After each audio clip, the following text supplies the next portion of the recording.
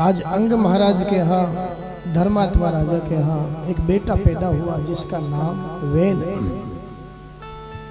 बड़ा नास्तिक पैदा हुआ। ये कहता है कौन भगवान, कैसा भगवान, कोई भगवान भगवान नहीं है, मैं ही भगवान। ऐसी नास्तिकता इसके जीवन में। जैसी संस्कारों के बिना आजकल की पीढ़ियों में भी ये नास्तिकता दिखाई धीरे धीरे देने लग रही है। संस्कारों के, सत्संग के अभाव के कारण, नास्तिक वेन के कारण धर्मात्मा अंग महाराज इतने दुखी हुए, घर छोड़ना पड़ा। और घर छोड़ करके वन में गए। लोगों ने बहुत ढूंढा, प्रजा के लोगों ने, क्योंकि राजा धर्मात्मा थे, बहुत ढूंढा, लेकिन दंग महाराज धर्मात्मा राजा लौट करके नहीं आए। और भागवत में वन में रह करके एक गीत गाया, भगवान का भजन करने लगे। उस गीत में लिखा, कदपत्यम वरम वन्ने सदपत्या छुचाम पदा निर्विद्येत गृहान मर्त्यो यत क्लेश निवहा गृहा। अपने गीत में अंग महाराज ने क्या कहा, हे भगवान, सुपुत्र से कुपुत्र बहुत बढ़िया है। देखो, संतों की भाषा थोड़ी उल्टी होती है, भक्तों की भाषा थोड़ी टेढ़ी होती है। हम लोग कहते हैं कुपुत्र से अच्छा सपूत होता है, सुपुत्र होता है। लेकिन अंग महाराज कह रहे हैं, हे प्रभु, सुपुत्र से अच्छा कुपुत्र है, बहुत अच्छा है कुपुत्र। क्यों? हे प्रभु, अगर आप मुझे सपूत बेटा दे देते तो मैं उसके मोह में पड़ करके कभी घर छोड़ नहीं पाता, कभी वन में आकर के आपका भजन नहीं कर पाता। क्योंकि सपूत है तो उसके मोह में पड़ जाता, और फिर उसमें मोह करता तो उससे ज्यादा फिर उसके बेटे बेटियों में करता, फिर होता ही है ना, बेटे से भी ज्यादा पोते पोतियों में मोह हो जाता है, प्रेम हो जाता है। तो अंग महाराज कहते हैं, बहुत कृपा करी प्रभु आपने, मुझे कुपुत्र बेटा दिया आपने। उस कुपुत्र बेटे के कारण कैसे भी हो मैं घर को छोड़ करके आज वन में आया और आपका भजन कर रहा हूँ। बोलिए भक्तवत्सल भगवान की जय। नास्तिक वेन गद्दी पर बैठा और गद्दी पर बैठ करके ढिंडोरा पिटवा दिया सब जगह। न यष्टव्यम न दातव्यम न होतव्यम द्विजा क्वचित। भैया कोई पूजा नहीं करेगा किसी की, कोई यज्ञ नहीं करेगा, कोई दान नहीं करेगा, कोई भगवान का नाम नहीं लेगा। भेरी घोषेण सर्वस, सब जगह ढिंडोरा पिटवा दिया। संत महात्माओं ने, ऋषि मुनियों ने समझाया, भैया हम परमात्मा नहीं हो सकते, हाँ हम परमात्मा के अंश जरूर है। ईश्वर अंश जीव अविनाशी, ईश्वर अंश जीव अविनाशी, चेतन अमल सहज सुख राशि, चेतन अमल सहज सुख राशि, ईश्वर अंश जीव अविनाशी, ईश्वर अंश जीव अविनाशी, ईश्वर अंश जीव अविनाशी।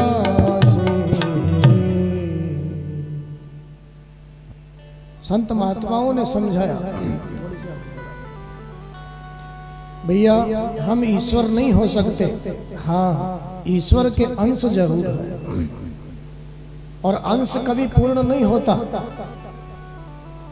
अंश कभी भी पूर्ण नहीं होता, पूर्ण तो परमात्मा है। खूब समझाया भैया, धर्म कर्म पूजा पाठ यज्ञ आदि को मत रोको, क्योंकि ये सब यज्ञ पुरुष को प्रसन्न करने के लिए हमारे ऋषि मुनियों ने हमें पद्धतियां बताई है, साधन दिए हैं। वैन कहता है ऋषि मुनियों से, को यज्ञ पुरुष हो, कौन यज्ञ पुरुष? तुम लोगों का जीवन कैसा है देखो तो सही, तुम खाते तो मेरा हो और गीत उस यज्ञ पुरुष नारायण के गाते हो, कोई यज्ञ पुरुष नहीं।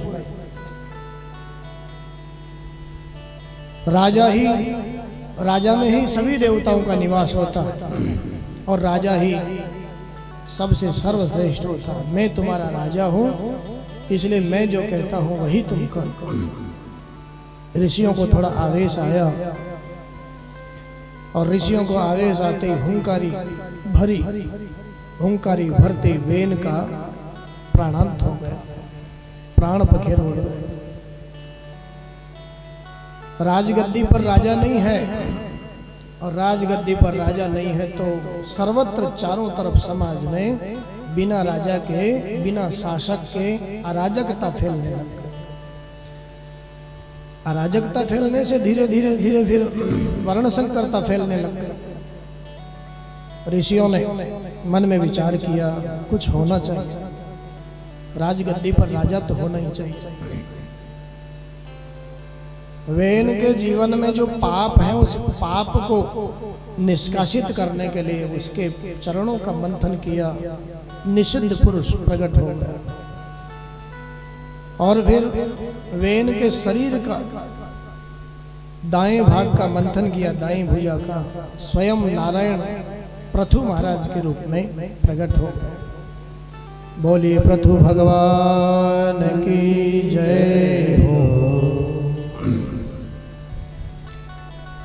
बाएं भाग से साक्षात लक्ष्मी अर्ची महारानी प्रकट हो गए। पृथु महाराज को अभिषिक्त कर दिया, जो साक्षात भगवान के 24 अवतारों की गणना में 9वें अवतार। अभिषेक कर दिया ऋषि मुनियों ने राज सिंहासन पर।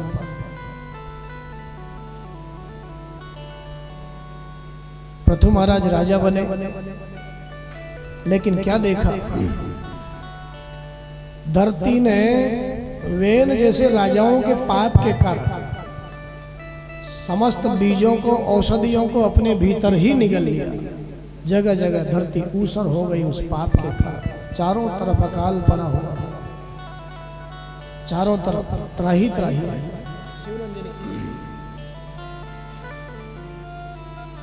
पृथु महाराज से धरती का यह अकाल देखा नहीं गया, प्रजा का यह दुख देखा नहीं गया। परिस्थिति क्या है, कोई 2 किलो अन्न इस धरती में बोता है तो बदले में उसको 50 किलो अन्न ये धरती देती है। 100 किलो 50 किलो कई कई गुना करके वापस देती है। लेकिन यहाँ परिस्थिति कैसी है, अगर कोई 10 किलो अन्न बोता है इस धरती में तो 250 ग्राम अन्न भी उसको वापस नहीं मिल पाता। मानो इस धरती ने अपने भीतर ही सबको निगल लिया, और धरती को कारण समझ करके पृथु महाराज ने धरती को मारने के लिए धनुष बाण उठाया और कहा, वसुधे तुम वधिष्यामि, मैं तुम्हारा वध करूंगा, क्योंकि इस दुर्भिक्ष का कारण तुम ही हो। तुम्हारे कारण ही धरती पर अकाल पड़ा हुआ है, प्रजा त्राही त्राही कर रही है। आज धरती ने पृथु महाराज के धनुष पर बाण देखा, तुरंत भय के कारण गौ का रूप धारण कर लिया।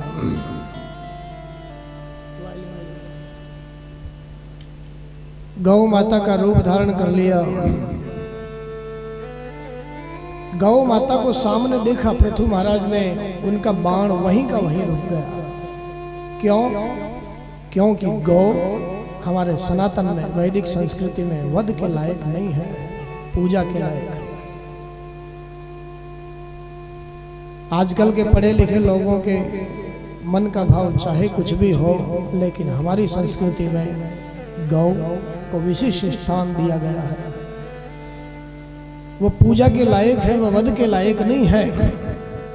हमारे शास्त्र संतों ने तो यहाँ तक कहा, भैया घर में जो रोटी बनती है ना, पहली रोटी पर गौ माता का अधिकार है। उसके बाद में फिर सबको पाना है भगवान का भोग लगाने के बाद।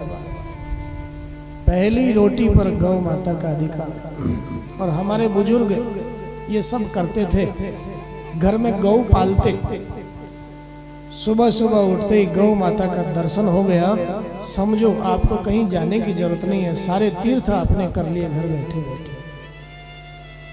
किसी देवता की पूजा करने की जरूरत नहीं है, सारे के सारे देवता उस गौ में विराजमान है।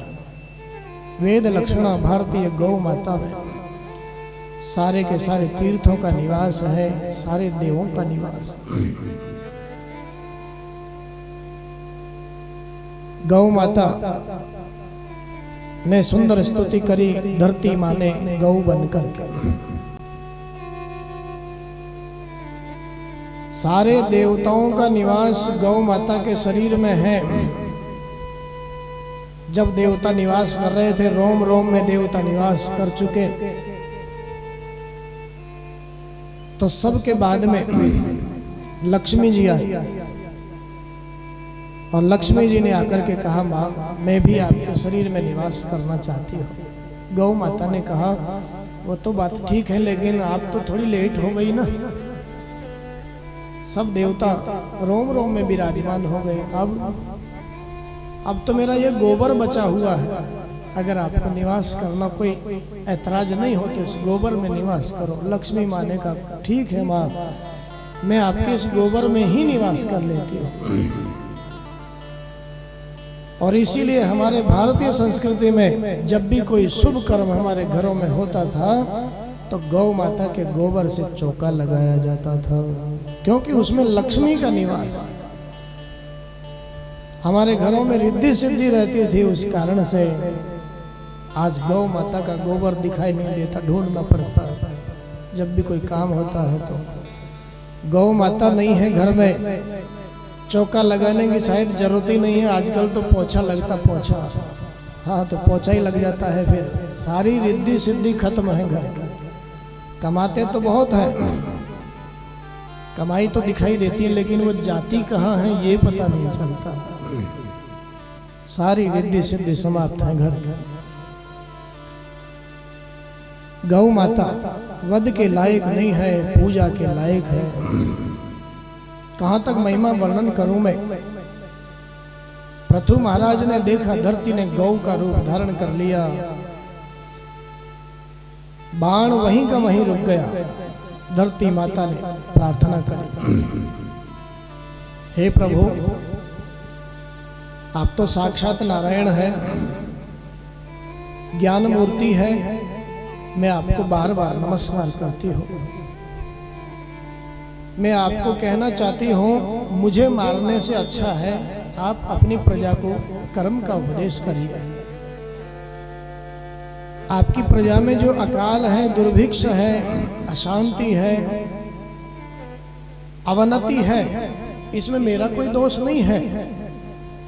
मुझे लगता है आपकी प्रजा ने कर्म करना छोड़ दिया है, केवल फल की इच्छा आपकी प्रजा रखती है, कर्म करना उन्होंने छोड़ दिया है। मुझे मारने से बहुत अच्छा है आप अपनी प्रजा को ही कर्म का उपदेश करिए। और महाराज मैं तो ये भी कहना चाहती हूँ आपसे, अभी मैं गौ बनी हुई हूँ, अभी मैं प्रसन्न हूँ, सारे औषधियों को, बीजों को मैंने निगल लिया है। पूर्व के पापी राजाओं के अकर्म के कारण, अकर्मण्य होने के कारण मैं अभी गौ बनी हुई हूँ। जिसको जो सामग्री की जरूरत है अपने अपने मुखिया को बछड़ा बनावे, मेरे आंचल से लगावे और मैं प्रसन्न हो जाऊंगी। फिर उसको जो जो सामग्री की आवश्यकता है वही वही मुझसे दोहन कर ले। सुखदेव भगवान कहते हैं, भैया हे परीक्षित, पृथु महाराज ने इस प्रार्थना को स्वीकार करके धरती माता को अपनी बेटी के रूप में स्वीकार कर लिया। अपनी बेटी के रूप में स्वीकार किया, इसलिए इस धरती का नाम पृथ्वी पड़ गया। पृथु महाराज ने बेटी बनाया, इसलिए इसका नाम पृथ्वी पड़ गया। गौ माता बनी हुई इस धरती माँ के पृथु महाराज ने मनु महाराज को बछड़ा बनाया। मनुष्यों में श्रेष्ठ है मनु महाराज, वहीं से मनुष्य का जन्म होता है। मनु महाराज को बछड़ा बनाया और बछड़ा बना करके जो जो सामग्री है उसको जरूरत थी सब गौ माता के आंचल से दोहन कर दिया। जिसको जो जो सामग्री की आवश्यकता है,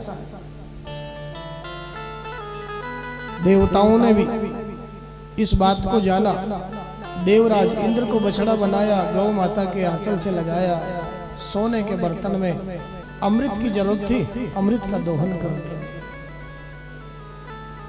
दैत्यों ने भी जब सुना, प्रहलाद को बछड़ा बनाया, अपने अपने श्रेष्ठ मुखिया को बछड़ा बनाया। प्रहलाद को बछड़ा बना करके लोहे के पात्र में मदिरा का दोहन कर दिया। देव, मनुष्य, यक्ष, गंधर्व, किन्नर, जिसको जो जो चीज की आवश्यकता, जिस जिस चीज की आवश्यकता पड़ी वही वही अपने मुखिया को बछड़ा बना करके इन्होंने दोहन किया। सत्य बात है, आज हमारे जीवन में जो कुछ भी हमें चाहिए वो धरती माता से ही तो हमें मिल रहा है। चाहे जो हो, ये धरती माता ही हमें प्रदान कर रही है। वस्त्र है तो ठीक, अन्न है तो ठीक, जल है तो ठीक, जो भी कुछ हमें जरूरत की सामग्री है आज भी इस धरती माता से हमें प्राप्त हो रहा है। सोना है तो ठीक, चांदी है तो ठीक, मकान बनाने की सामग्री यदि चाहिए तो भी धरती माता से। आपके सावर में देखो ना, चारों तरफ ये धरती माता, मेरे देश की धरती सोना उगले, ये पत्थर ही सोना बन रहा है यहाँ का। चारों तरफ जिसको जो चाहिए, इस कथा को हम यही समझें, आज के मानव को भी जो चीज चाहिए वह सब धरती माता से ही उत्पन्न हो रही है। धरती माता प्रसन्न हो गई, गौ बन करके सबको जिस जिस सामग्री की जरूरत थी सबको दे दिया। पृथु महाराज राजा तो है, लेकिन परमात्मा नारायण का यजन करने के लिए यज्ञ पर यज्ञ करते हैं, अश्वमेध यज्ञ करते हैं। अश्वमेध यज्ञ किसे कहेंगे? हमारे संतों ने बहुत सरल और सुंदर अर्थ हमको दिया है। अश्व माने राष्ट्र, मेध माने उन्नति। अपने राष्ट्र की उन्नति के लिए किया जाने वाला कर्म ही अश्वमेध यज्ञ है। प्राचीन भारत में राजाओं को यह अधिकार मिलता था, अपने राष्ट्र की उन्नति करने के लिए जो यज्ञ किए जाते, कर्म किए जाते, उनको अश्वमेध यज्ञ कहा जाता। 99 अश्वमेध यज्ञ पृथु महाराज के पूर्ण हो चुके हैं। अब 100वां यज्ञ करने जा रहे हैं। कामना कुछ नहीं है, केवल और केवल उस परमात्मा की प्रसन्नता के लिए 100वां अश्वमेध यज्ञ कर रहे हैं। ये कोई साधारण राजा नहीं है, साधारण राजा नहीं है, चक्रवर्ती सम्राट है। ऐसे सत्संगी धर्मात्मा राजा है जिनकी सभा में सनत कुमार ब्रह्मा जी के मानस पुत्र सत्संग करने के लिए आते हैं। बहुत ध्यान से सुनना इस कथा को। आपसे पूछा भी जाएगा, ये मत समझना कि इधर से सुना और इधर निकाल दिया। हाँ, आपकी परीक्षा होगी, आपने सुना कि नहीं सुना। अगर आपने नहीं सुना कुछ भी तो फिर हम तो वैसे ही चिल्लाते रहे। किसी गांव में कोई पंडित जी गए कथा करने के लिए। पंडित जी ने बहुत अच्छी कथा कही, 9 दिन की कथा कही, राम कथा कही। गांव के लोग कथा से बिल्कुल अनभिज्ञ थे, उनको नहीं मालूम कथा क्या होती है। कथा पूरी हुई 9 दिनों की। गांव के लोगों को ये भी नहीं मालूम है कि कथा करने के बाद पंडित जी को दक्षिणा दी जाती है, ये भी नहीं मालूम। पंडित जी ने अपना पोथी पत्रा समेटा और वहां से सबसे राम राम करके निकले। मन में सोच रहे हैं इन लोगों को तो ये भी नहीं मालूम कि कथा के बाद दक्षिणा भी दी जाती है। सोचते सोचते जा रहे हैं, ठीक है कोई बात नहीं, जैसी राम जी की इच्छा। अब पंडित जी के जाते ही गांव के लोगों में विवाद हो गया। एक पक्ष कहता है कि पंडित जी ने कथा सुनाई, रावण राक्षस था। दूसरा पक्ष कहता है, दूसरे लोग कहते हैं नहीं नहीं राम राक्षस थे। विवाद हो गया दोनों में। अरे नहीं भाई, रावण राक्षस था, राम नहीं थे। लेकिन लोग मानने को तैयार नहीं है। विवाद बातों ही बातों में ज्यादा बढ़ गया। तो कुछ लोगों ने कहा भैया अभी पंडित जी पास में ही होंगे, उनसे पूछ लेते हैं ना, उन्होंने तो कथा कही है, ये विवाद की जड़ वही है, उन्होंने ही विवाद खड़ा किया है, उनसे पूछ लेते हैं। अब 2-4 लोग भागे भागे जा रहे हैं। उधर पंडित जी प्रसन्न हो रहे हैं, अब याद आया है इनको दक्षिणा देने का, इसलिए दक्षिणा देने के लिए आया। चलो कोई बात नहीं है। लोगों ने कहा महाराज हम इसलिए आए हैं, गांव में विवाद खड़ा हो गया आपकी कथा से। क्या विवाद हुआ? पंडित जी ने सुना, माथा ठोका और कहने लगे भैया मैं खुद चलता हूँ इस विवाद को समाप्त करने के लिए। गांव में आए। गांव में आकर के लोगों ने कहा महाराज ये लोग कहते हैं राम राक्षस थे, ये लोग कहते हैं रावण राक्षस था, अब आप ही निर्णय करिए कौन राक्षस था। पंडित जी की आंखों में आंसू आ गए और लोगों से हाथ जोड़ करके कहा रे भैया न तो राम राक्षस थे न रावण राक्षस था, राक्षस तो शायद मैं था जो 9 दिनों में तुमको इतना नहीं समझा पाया कि राम राक्षस थे कि रावण राक्षस था। कहने का भाव यही है, इस कथा की बातें, इस कथा का प्रभाव आप तक पहुंच रहा है कि नहीं पहुंच रहा है, आपके हृदय में उतर रहा है कि नहीं उतर रहा है। आपसे पूछा जाएगा, ये मत समझना कि बस कथा सुन ली और इधर से सुन ली इधर निकाल दी। 13 तारीख को जो जो कथा आपने सुनी है ना, उसकी परीक्षा ली जाएगी। यहाँ पर छोटे छोटे प्रश्न, सरल सरल प्रश्न है जो बच्चे भी उसका उत्तर दे सकते हैं। और आपने तो वैसे भी बहुत सारी कथाएं सुनी है, कोई यही कथा थोड़ी सुन रहे हो। आपने तो किसी ने तो 10-10, 20-20 कथाएं सुनी है। क्या सुना आपने, सुना कि नहीं सुना, इस बात को जानने के लिए 13 तारीख को यहाँ एक छोटा सा कार्यक्रम है। प्रश्नोत्तरी, इस कथा से संबंधित कुछ प्रश्न आपको दिए जाएंगे और उन प्रश्नों का आपको उत्तर देना है।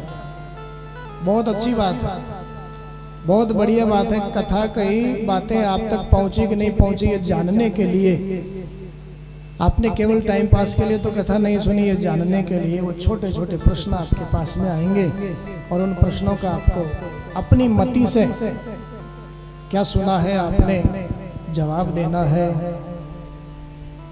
जिसके सर्वाधिक अंक आएंगे इस प्रश्नोत्तरी में व्यासपीठ के द्वारा उसको सम्मानित किया जाएगा।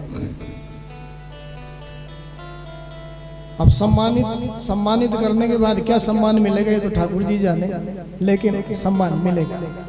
बोलिए भक्तवत्सल भगवान की जय। महाराज इस प्रश्नोत्तरी की, इसका कार्यक्रम के कौन कौन पात्र हैं? भैया सभी पात्र हो, इस प्रश्नोत्तरी के सब पात्र हो, महिला हो, पुरुष हो, बच्चे हो, बूढ़े हो, जवान हो, सब पात्र हो। सब आवेदन कर सकते हैं इसमें। आखिरी दिन अपनी अपनी कलम साथ में लेकर के आएंगे जवाब देने के लिए। बहुत अच्छी बात है, ये हमारे ज्ञान की वृद्धि के लिए भी जरूरी है। कभी कभी हम अच्छी अच्छी बातें सुनते तो हैं, लेकिन उनको हृदय में धारण नहीं कर पाते हैं, क्योंकि वो टिक ही नहीं पाती जीवन में। अच्छी चीजें जल्दी निकल जाती। तो बहुत ध्यान से सुनने की कथा है। 100वां अश्वमेध यज्ञ पृथु महाराज का चल रहा है। परमात्मा नारायण की प्रसन्नता के लिए और कोई कामना नहीं है।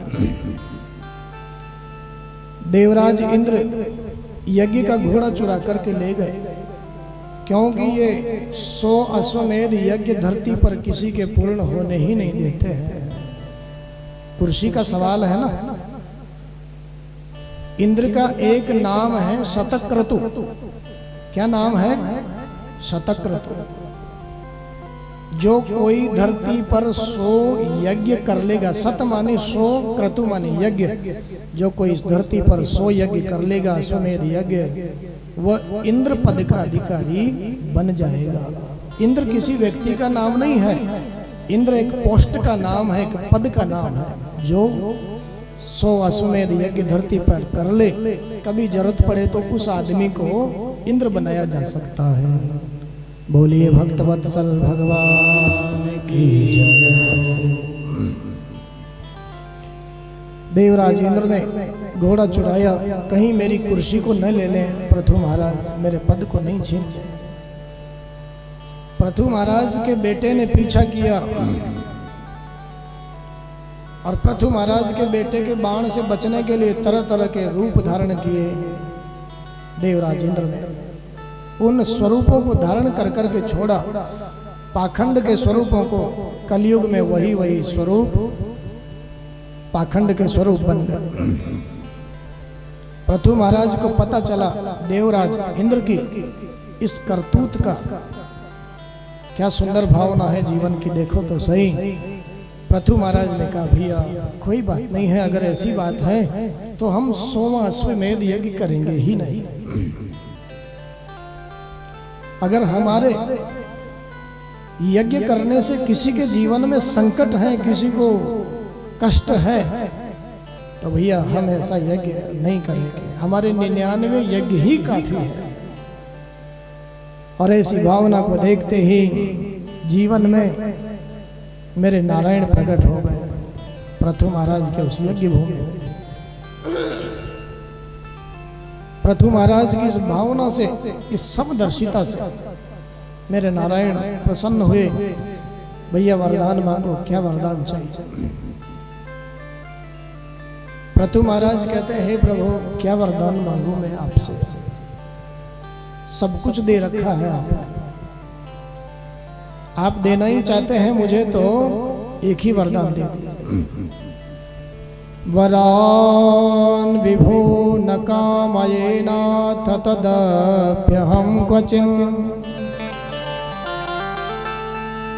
न यत्र युष्मात् चरणाम्बुजासवः महत्तमान्तरहृदयामुखच्युतो विधत्स्वकर्णायुत में समेवर। हे प्रभु मुझे देना ही चाहते हैं आप वरदान, तो और वरदान नहीं चाहिए मुझे तो आप 10,000 कान दे दीजिए। क्या मांगा? 10,000 कान दे दीजिए। 10,000 कानों की ताकत मेरे इन 2 कानों में आ जाए। भगवान ने कहा क्या करोगे? ये दुनिया के लोगों को मैंने 2-2 कान दे दिए हैं, ये इन कानों का महत्व ही नहीं समझ पा रहा। कोई कहता सुनने के लिए कान दिए, कोई कहता कुंडल पहनने के लिए कान दिए हैं। पृथु महाराज कहते हैं हे प्रभु आपकी कथा वार्ता सत्संग सुनते सुनते इन 2 कानों में इतनी ताकत नहीं है, मैं तृप्त हो ही नहीं पाता हूं। इसलिए प्रभु मैं तो चाहता हूं 10,000 कान हो जाए या तो जीवन में, या फिर इन 2 कानों में ही 10,000 कानों की ताकत आ जाए। मेरे कान आपकी कथा वार्ता सुनते सुनते कभी थके ही नहीं, मैं पूर्ण तृप्त हूं, खूब पेट भरे मेरा। पृथु महाराज को भक्ति का वरदान दिया। क्या मांगू प्रभु मैं आपसे, सब कुछ आपने दे रखा है, बस यही भावना बनी रहे, आपका सेवक बना रहो, आपका चाकर बना रहो, बस इतना ही चाहिए और कुछ नहीं चाहिए। 2 कानों का भी हम सदुपयोग नहीं कर पा रहे हैं, लेकिन इधर पृथु महाराज देखिए 10,000 कान मांगा। किसके लिए? कथा सुनने के लिए। और हमारा जीवन 7 दिन की कथा है। 7 दिन की कथा के लिए भी हम 7 दिन का समय नहीं निकाल पा रहे, क्योंकि हमारे कान तो दूसरी तरफ लगे हुए हैं ना। लौकिक राग रंग में हमारे कान रचे बसे हुए हैं। धन्य है ऐसे भक्त भगवान के। पृथु महाराज तो भगवान से प्रार्थना करते हैं। आइए 2 मिनट हम भी इनके साथ भगवान से प्रार्थना करें, ऐसे भक्तों के साथ। नौकर रख ले सांवरे हमको भी एक बार, अरे नौकर रख ले सांवरे हमको भी एक बार। बस इतनी तनख्वाह देना, बस इतनी तनख्वाह देना, मेरा सुखी रहे परिवार। नौकर रख ले सांवरे हमको भी एक बार, अरे नौकर रख ले सांवरे हमको भी एक बार।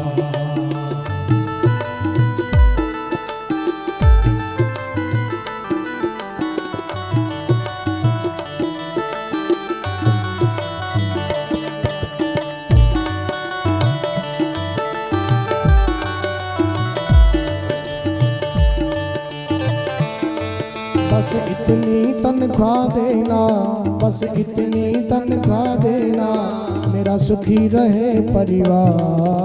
नौकर रख ले सांवरे हमको भी एक बार, नौकर रख ले सांवरे मुझको भी एक बार।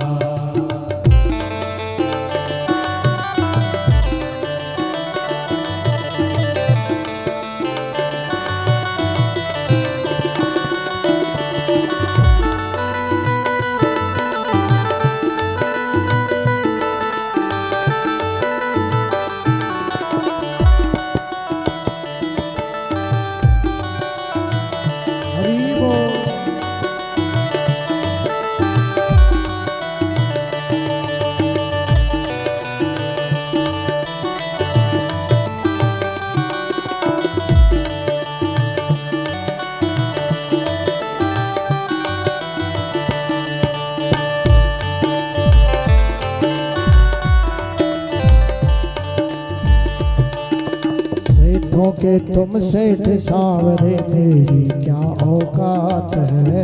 सेठों के तुम सेठ सांवरे मेरी क्या औकात है।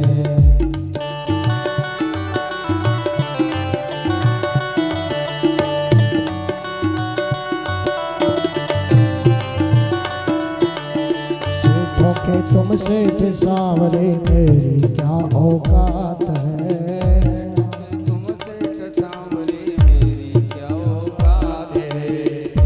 सेवा मिल जाए ये तो किस्मत की बात है। तेरी सेवा मिल जाए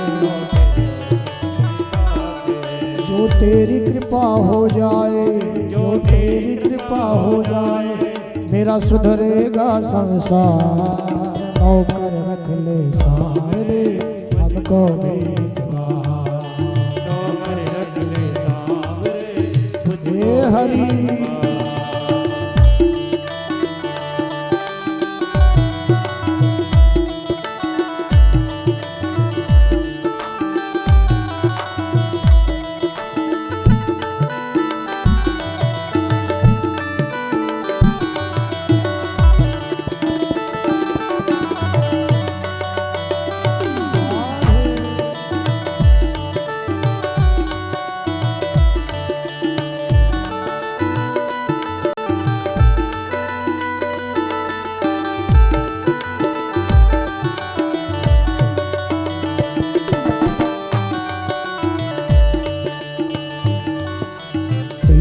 काबिल नहीं है काना, फिर भी काम चला लेना।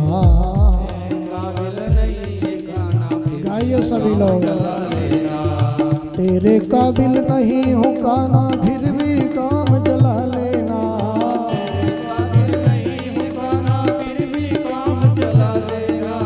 जैसा भी हो तेरा ही हो गुण, गुण बिसरा देना।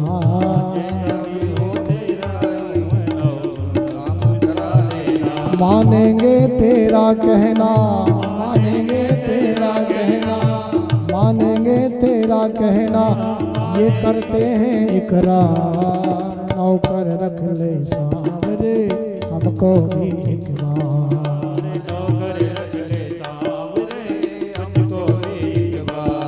बस इतनी तनख्वाह देना, बस इतनी तनख्वाह देना, मेरा सुधरेगा परिवार। नौकर रख ले सावरे हमको भी एक बार।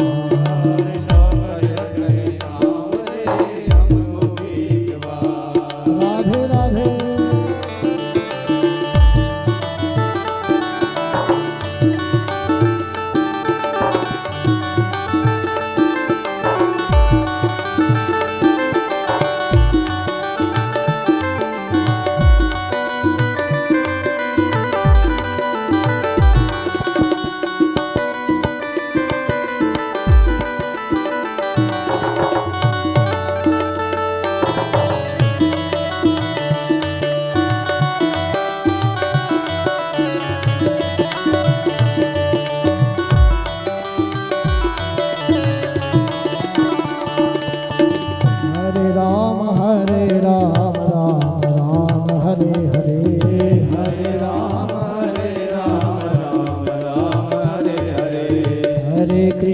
हरे कृष्णा कृष्णा कृष्णा हरे हरे।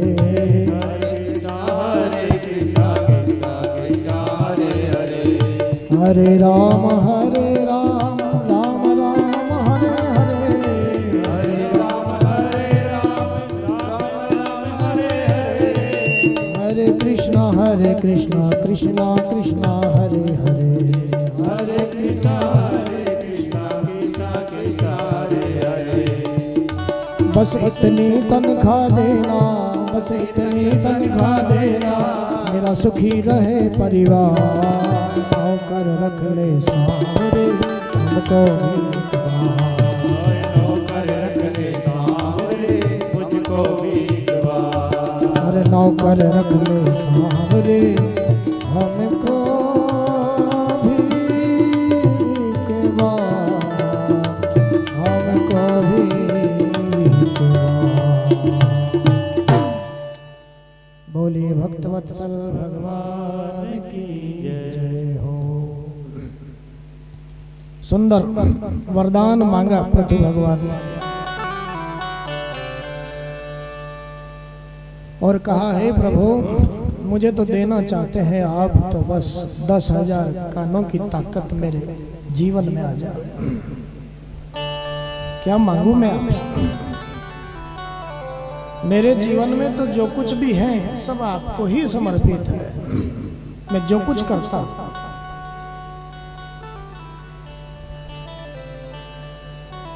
देखो कानों की महिमा देखो। हमारे संतों ने कहा, जो लोग जिमी हरि कथा सुनी नहीं काना, श्रवण रंध्र अहि भवन समान। कान पाकर के जिन्होंने भगवान की कथा सत्संग वार्ता को जीवन में नहीं सुना, उनके कान कान नहीं है। क्या है? सांप के बिल के समान। तो कान किस लिए दिए आपको भगवान ने? मालूम है किस लिए दिए? कथा सुनने के लिए।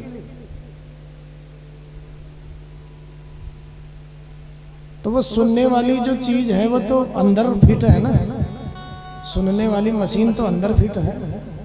ये बाहर का हिस्सा क्यों दिया भगवान? इसकी क्या आवश्यकता थी? हाँ, समझने की बात यही है। भगवान ने कान कथा वार्ता सत्संग सुनने के लिए दिए हैं। प्रयास करो इन कानों से हम अच्छी अच्छी बातें सुने। हमारे संत शास्त्रों ने जो हमारे जीवन को सुचारू रूप से संतुलित करने की बातें हैं, वह सुनने का प्रयास करें। ये कान कोई परनिंदा सुनने के लिए नहीं दिए हैं, कोई लौकिक राग रंग को सुनने के लिए नहीं दिए हैं।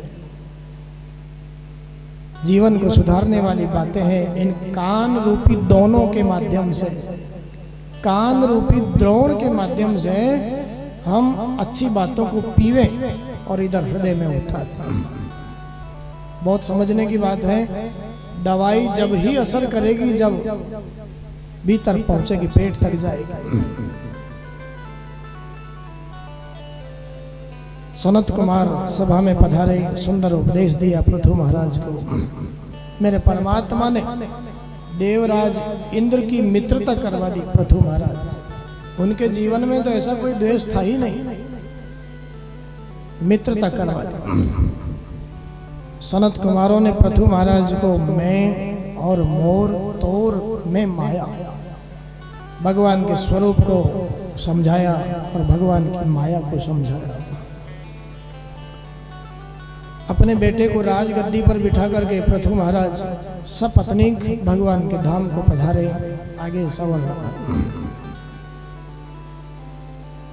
आगे ऐसी भी कथा है। पृथु महाराज के एक पोते हैं जिनका नाम है प्राचीन बरही। कर्म कांड में इनकी थोड़ी ज्यादा रुचि है, यज्ञ यागादि करने में इनकी ज्यादा रुचि है। बड़े बड़े यज्ञ करते हैं और यहाँ तो वर्णन ये है, इतने यज्ञ कर डाले इस धरती पर कोई जगह ही खाली नहीं है। सारी धरती को कुशाओं से पाट दिया, सारी धरती पर यज्ञ मंडप बनवा दिया। एक यज्ञ पूरा होता है, फिर दूसरा प्रारंभ हो जाता है, फिर तीसरा प्रारंभ हो जाता है। यज्ञ पर यज्ञ करते जा रहे हैं, लेकिन हर यज्ञ में एक अपराध कर डालते हैं। चक्रवर्ती सम्राट पृथु महाराज के प्रपौत्र है प्राचीन बरही महाराज। हर यज्ञ में क्या अपराध करते हैं? एक पशु की हिंसा करते हैं। हमारे वेद में लिखा हुआ है, कहा है, इसलिए हर यज्ञ में कभी घोड़े की बलि दे देते हैं, कभी बकरे की बलि दे देते हैं। वेद के अर्थ को ठीक ठीक समझना भी सबके बस की बात नहीं है। हमारा वेद परोक्षवादी है। उसमें लिखा क्या है, समझ में कुछ और आता है और अर्थ कुछ और ही होता है।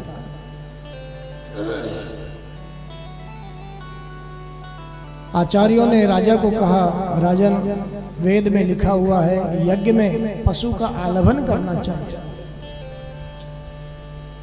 और इस बात को लेकर के हर यज्ञ में एक पशु की हत्या कर डालते हैं राजा। कभी किसी घोड़े की, कभी किसी बकरे की। यज्ञ पर यज्ञ करते जा रहे हैं, कौन समझा।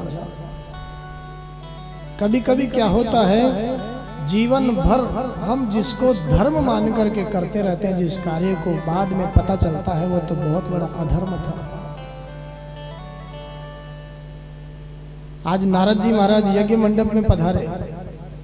राजा ने कहा, आओ गुरुदेव, आप जैसे संत का आगमन हुआ, आज तो मेरा यज्ञ मंडप ही पवित्र हो गया, मेरा कुल पवित्र हो गया, मैं स्वयं पवित्र हो गया। नारद जी महाराज ने अपने चरण पीछे खींच लिए और कहा, तेरे जैसे पापी से मैं कोई सेवा लेना नहीं चाहता। राजा के पांव के नीचे से धरती खिसक गई।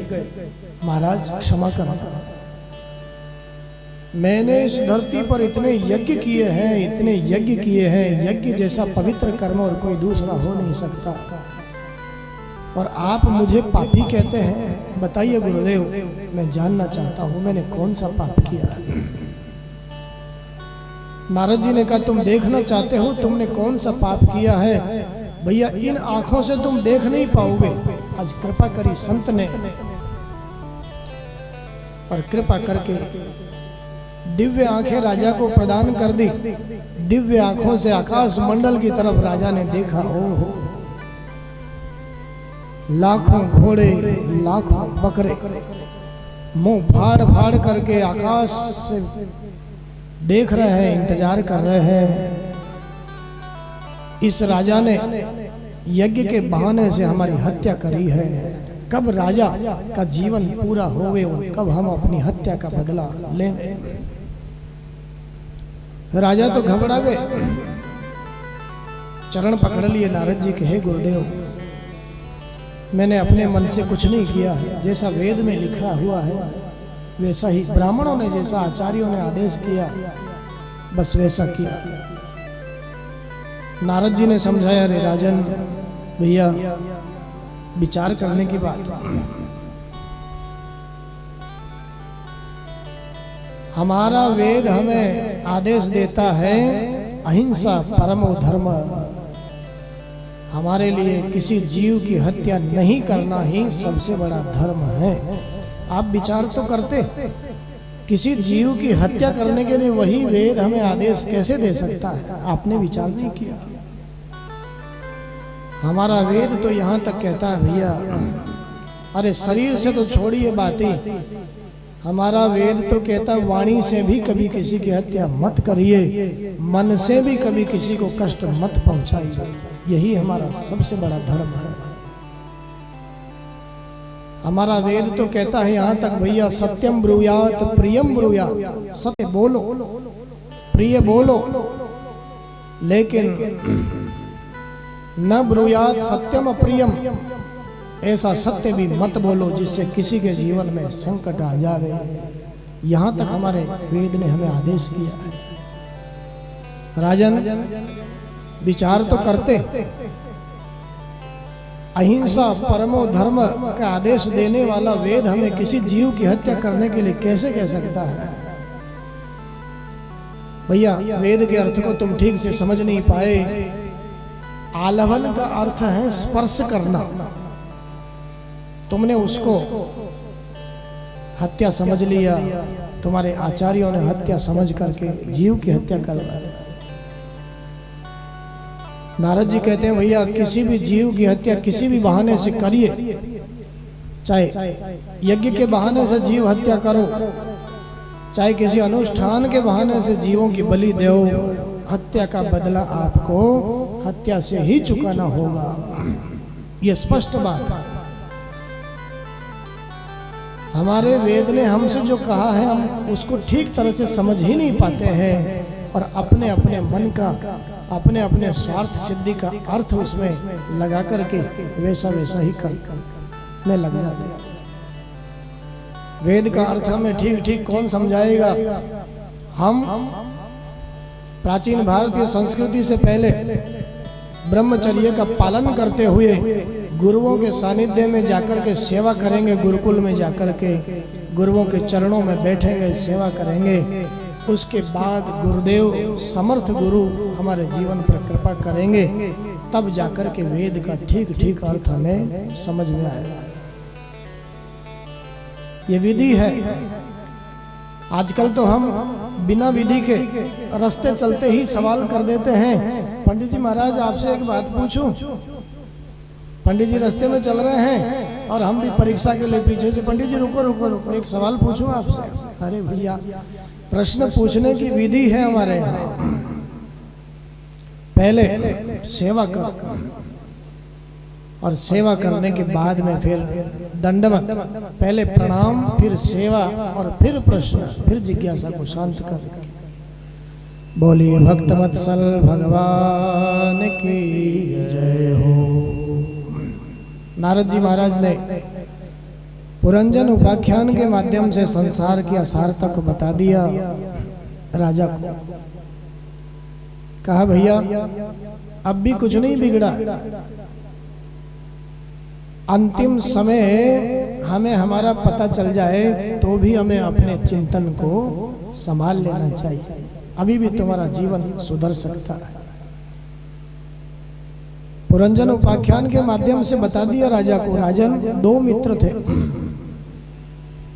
एक मित्र का नाम अविज्ञात, दूसरे का नाम पुरंजन। अविज्ञात नाम के सखा को छोड़ करके ये पुरंजन भ्रमण करने के लिए संसार में आया, जगत में आया। सुंदर सुंदर बाग बगीचे, नगर गांव सब कुछ देखे इसने। अपने रहने के लिए कोई नगर पसंद नहीं आया, एक 9 दरवाजों वाला नगर इसको पसंद आ गया और उसमें प्रवेश करके एक नारी से मित्रता हुई। उस नारी के वशीभूत होकर के उसको अपनी रानी बना लिया। अब जैसा वह कहती है वैसा ही ये करता जाता है। सब कुछ भूल चुका है, मगन हो चुका भोगों में। इधर काल बार बार आक्रमण करता है। चंडवेग नाम का राजा बार बार इस नगर पर आक्रमण करता है। बहुत सुंदर समझाया नारद जी महाराज ने। कहा भैया वह अविज्ञात नाम का सखा ही ईश्वर है और ये पुरंजन नाम का सखा ही जीव है। ये पुरंजन नाम का सखा ये जीव संसार में भ्रमण करने के लिए आया अपने ईश्वर को छोड़कर।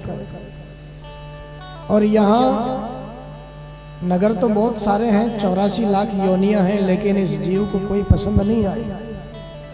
9 दरवाजों वाला ये मनुष्य शरीर इसको बहुत पसंद आया, इसमें रहने लगा और इसमें बुद्धि रूपी नारी से विवाह कर लिया। बुद्धि जैसा कहती है वैसा ही करता है,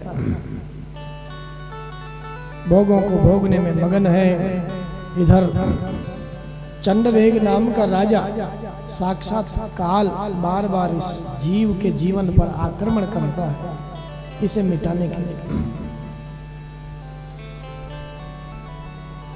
बुढ़ापा आ जाता है, काल का आक्रमण बार बार करता, नहीं चल पाता। 5 फण का नाग, ये 5 प्राण हमेशा इसकी रक्षा करते रहते हैं। काल ने अपनी बेटी को भेजा। काल की बेटी का नाम है जरा। जरा माने बुढ़ापा। बुढ़ापे ने आकर के इस 9 दरवाजे वाले नगर को थोड़ा ढीला ढाला कर दिया। आंखों से देखना कम हो गया, कानों से सुनना कम पड़ गया, घुटने दुखने लग गए हैं, कमर झुक गई है। जब नगर ढीला ढाला हो गया तो फिर अपनी सेना के साथ चंडवेग ने आक्रमण कर दिया। काल ने जैसा आया था जीव वैसा का वैसा ही चला गया।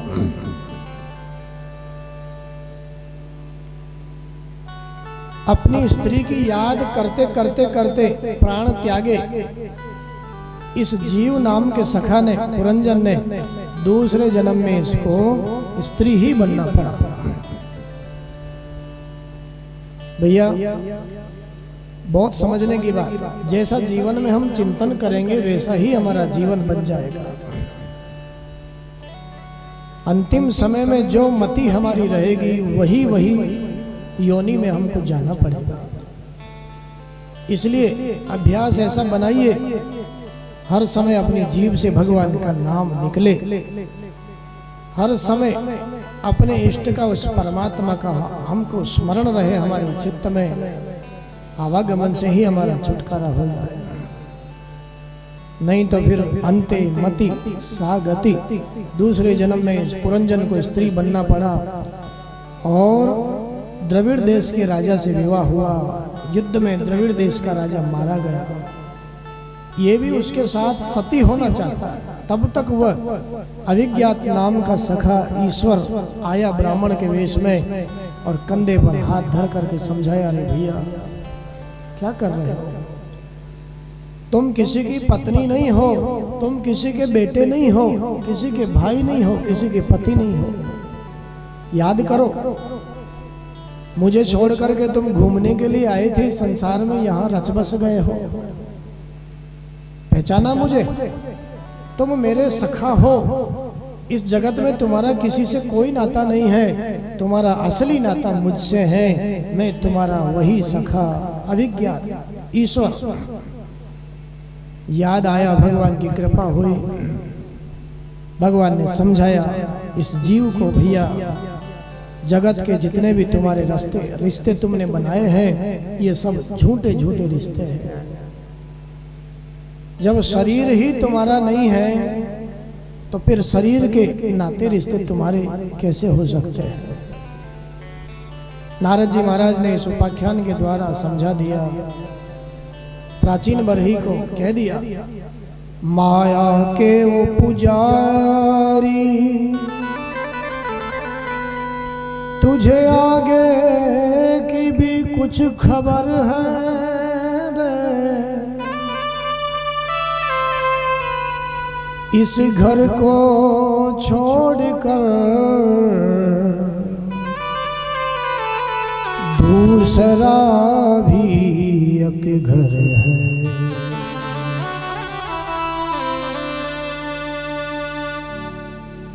संसार में आए हैं, इस घर को सजाने में इतने मगन हो जाते हैं हम कहाँ से आए हैं, कहाँ जाना है, ये भी भूल जाते हैं।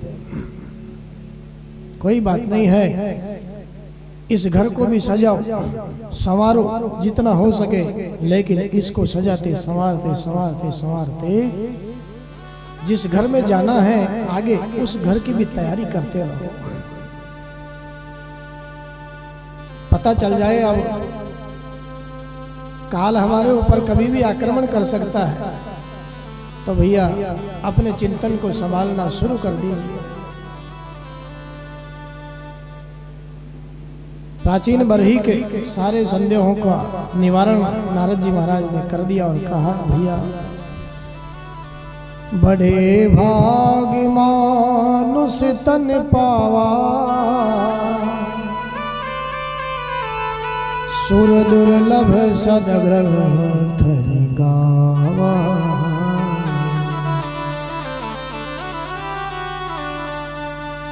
भैया जो जो भी कर्म करते हो मेरे परमात्मा की किताब में सब लिखता है, इसलिए सोच समझ करके यहाँ पूर्व के जन्मों के जो कर्म हैं उनका भुगतान करने के लिए, उनको मिटाने के लिए हमारा जन्म हुआ है। लेकिन हमारी स्थिति तो यह है, पूर्व के कर्मों को हम मिटा ही नहीं पाते हैं और यहाँ नए नए खाते खोल देते हैं, नए नए कर्म करते रहते हैं। नारद जी महाराज तो कहते हैं प्राचीन बरही के माध्यम से सबसे, सुनो सुनो है दुनिया वालों, हो